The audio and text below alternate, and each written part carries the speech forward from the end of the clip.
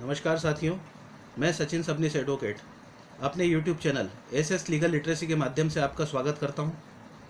आज के वीडियो में हम वादों के अंतरण संबंधी व्यवहार प्रक्रिया संहिता में दिए गए प्रावधानों पर विचार करेंगे और इस संबंध में सिविल प्रोसीजर कोड की धारा 22 से 25 में जो अंतरण संबंधी सारे प्रावधान दिए गए हैं उनको हम आज डिस्कस करेंगे। सबसे पहले हम धारा 22 को देखते हैं। धारा 22 में क्या बताया गया है कि जो वाद एक से अधिक न्यायालयों में संस्थित किए जा सकते हैं उनको अंतरित करने की शक्ति, जैसे किसी स्थानीय क्षेत्राधिकार के संबंध में ऐसा कोई वाद है जो दो या अधिक न्यायालयों को क्षेत्राधिकार है उस स्थान के संबंध में, और वह वाद किसी न्यायालय में प्रस्तुत किया जाता है। वहाँ जब प्रतिवादी उपस्थित होता है और प्रतिवादी को ऐसा लगता है कि इस न्यायालय में वाद न चलते हुए अन्य न्यायालय में वाद चलना चाहिए, तब वह वाद से संबंधित पक्षकारों को सबको सूचना देने के उपरांत अन्य न्यायालय में आवेदन प्रस्तुत करता है। अन्य न्यायालय से आशय उस न्यायालय में जो वाद को स्थानांतरण करने की, उसको अंतरण करने की जिसको अधिकारिता है, उसमें आवेदन प्रस्तुत करता है। और यह वह न्यायालय जिसमें इस आशय का आवेदन लगाया जाता है वह सभी पक्षकारों को सुनने, जो उसमें सुनवाई करने के इच्छुक पक्षकार है, उनको सुनने के उपरांत यह देखता है कि क्या वाद को किसी अन्य न्यायालय में अंतरण करना चाहिए या नहीं। यहाँ इस धारा में यह बताया गया मूलतः कि प्रतिवादी यथासंभव सर्वप्रथम अवसर पर इस संबंध में आक्षेप कर सकता है। दूसरा, जहाँ विवाद्यक की रचना होती है, माने जहाँ वाद प्रश्न बनाए जाते हैं, तो जब वाद प्रश्न बनाए जाते हैं उस समय या उसके पूर्व इस संबंध में आक्षेप कर सकता है और उस वाद को अन्य न्यायालय में स्थानांतरित करने के लिए वरिष्ठ न्यायालय में आवेदन लगा सकता है। ये दोनों ही स्थिति को विचार करना होता है। जिस न्यायालय में इस आशय का आवेदन लगाया जाता है वह न्यायालय भी दोनों पक्षों को सुनने के उपरांत जिस न्यायालय को उस आवेदन के संबंध में या उस वाद के संबंध में अधिकारिता होती है, उसमें न्यायालय यह विनिश्चित करता है कि उस वाद को अन्य न्यायालय को अवधारण हेतु भेजना है या नहीं।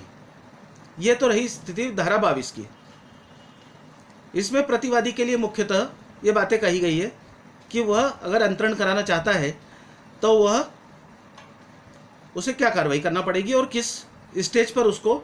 यह कार्रवाई करना पड़ेगी। अब धारा 23 को देखते हैं। तो धारा 23 में यह बताया गया है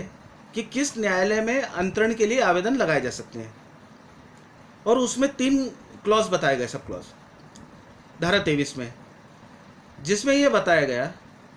कि जहां अधिकारिता रखने वाले कई न्यायालय एक ही अपील न्यायालय के अधीनस्थ है, और उसमें मतलब उन न्यायालय की अपील जो है किसी एक ही न्यायालय में हो सकती है, तो वहाँ पर आवेदन जो है उस अपीलीय न्यायालय में लगाया जा सकता है। दूसरा उन्होंने बताया, इस धारा में जो बताया गया है कि जहाँ अपील न्यायालय अलग अलग है, मान लीजिए कि एक जिले के अंतर्गत एक सिविल न्यायालय है, वहाँ वाद चल रहा है,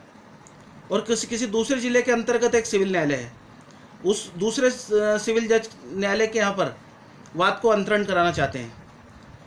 और दोनों जिला न्यायालय जो है वो किसी एक उच्च न्यायालय के अधीनस्थ है, तो वैसी स्थिति में वाद अंतरण करने हेतु उस उच्च न्यायालय में आवेदन लगाया जाएगा, क्योंकि दोनों के ही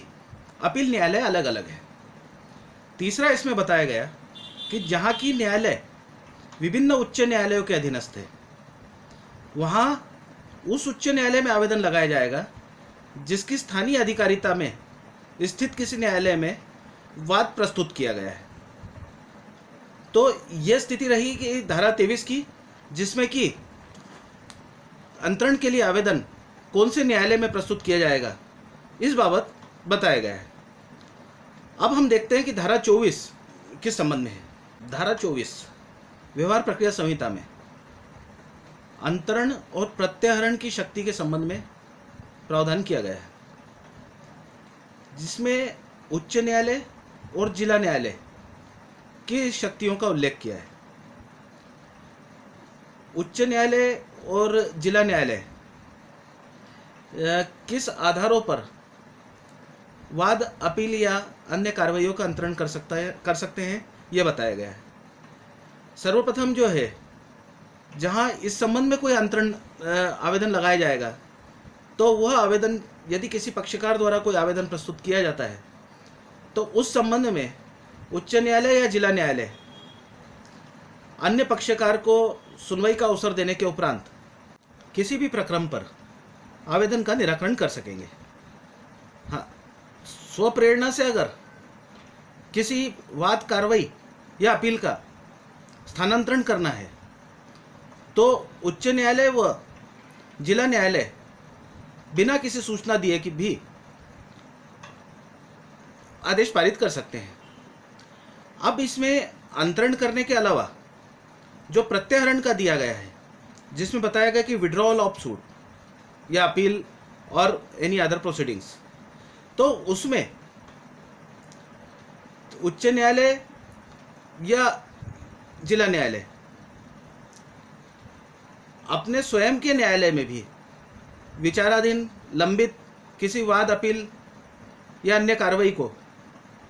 अपने अधीनस्थ किसी न्यायालय को अंतरित कर सकते हैं और उस न्यायालय को भेज सकते हैं जो उसका विचारण करने के लिए और उसका निराकरण करने के लिए सक्षम है। दूसरी बात, उच्च न्यायालय और जिला न्यायालय अपने अधीनस्थ किसी न्यायालय में विचाराधीन किसी वाद, अपील या अन्य कार्रवाई को अन्य किसी न्यायालय में जो कि उस वाद को सुनवाई का अधिकारिता रखता है या उस वाद की सुनवाई करने के लिए सक्षम है, उनको भेज सकते हैं। साथ ही न्यायालय जिस न्यायालय से वाद को प्रत्याहरित किया है, विड्रॉल किया है उनके द्वारा, उसी न्यायालय को भी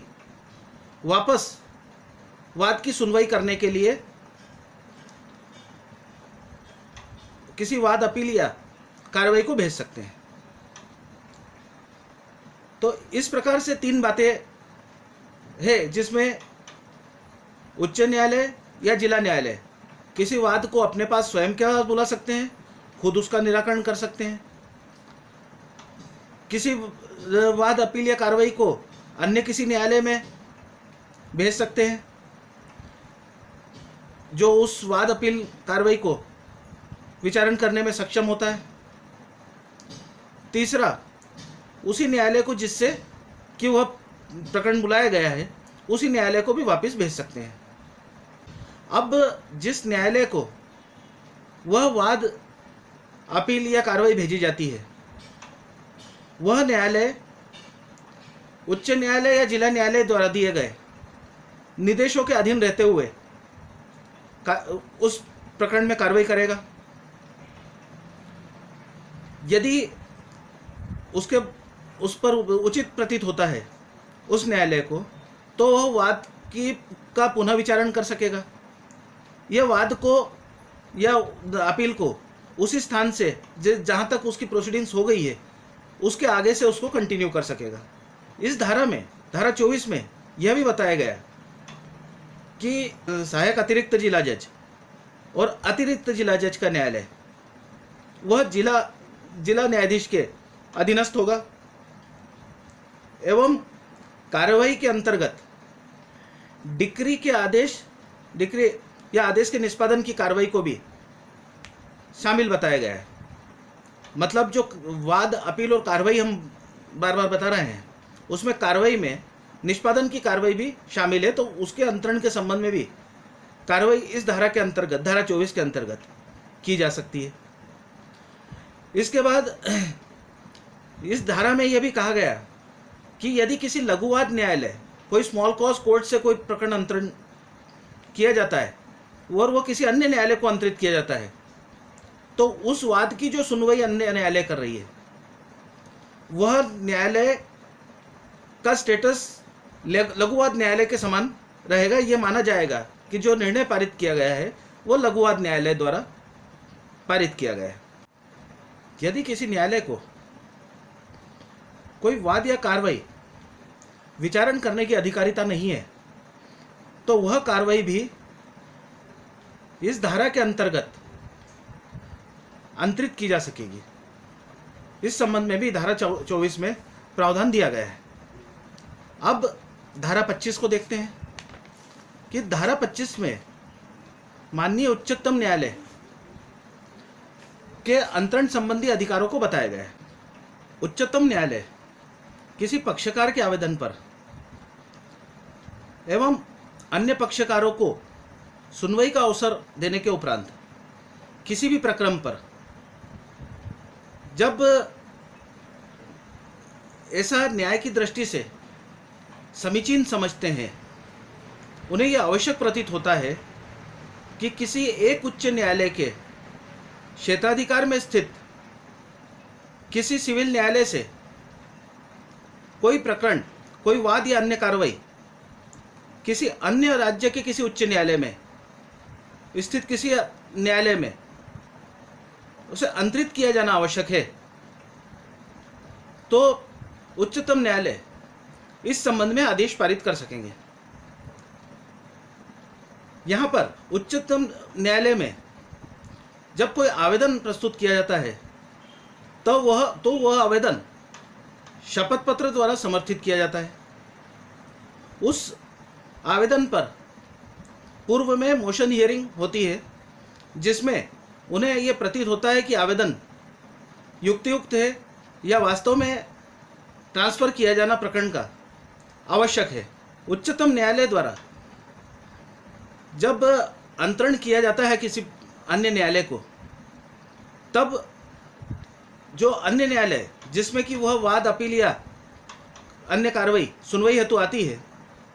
वह उच्चतम न्यायालय द्वारा दिए गए निर्देशों के अधीन कार्रवाई करते हैं। वह उस प्रकरण को पुनः सुनवाई कर सकते हैं, पुनः उसका विचारण कर सकते हैं, या फिर जहां तक कार्रवाई पूर्व में हो चुकी है उसके आगे उसको निरंतर जारी रख सकते हैं। तो यह सब प्रकरण की परिस्थिति अनुसार वह न्यायालय भी जहां पर अंतरण करके प्रकरण भेजा जाता है उनके द्वारा किया जा सकता है। उच्चतम न्यायालय को यदि ये प्रतीत होता है कि कोई आवेदन अंतरण करने हेतु जो लगाया है उसके आधार तुच्छ है या तंग करने वाले हैं, तो उच्चतम न्यायालय ऐसे आवेदन को निरस्त कर सकते हैं और साथ ही साथ जिस व्यक्ति द्वारा इसके संबंध में आपत्ति की जाती है कि साहब ये अंतरण नहीं होना चाहिए, उस व्यक्ति को 2000 रुपये तक की राशि भी संदत्त करने के लिए आवेदक को आदेशित कर सकते हैं। इस धारा में एक ये और बताया गया कि यदि किसी राज्य के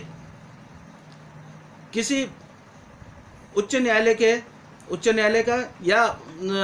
कोई सिविल न्यायालय वहाँ से किसी अन्य राज्य के किसी उच्च न्यायालय या सिविल न्यायालय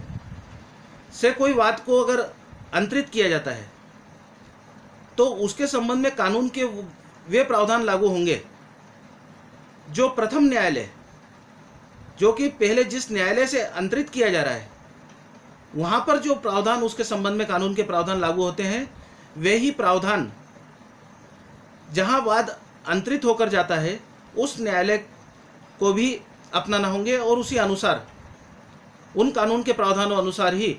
उस वाद अपील या अन्य कार्रवाई का निराकरण किया जाएगा। तो इस प्रकार हमने आज धारा 22 से धारा 25 तक वाद अपील और अन्य कार्रवाई को अंतरित किए जाने के संबंध में जो प्रावधान व्यवहार प्रक्रिया संहिता में दिए गए हैं उनको समझा। यदि आपको वीडियो में बताई गई जानकारी उपयोगी प्रतीत होती है तो वीडियो को लाइक करें, अपने कमेंट्स दें। किसी भी प्रकार के इससे संबंधित सवाल भी हैं तो आप कमेंट्स बॉक्स में लिख सकते हैं, बता सकते हैं।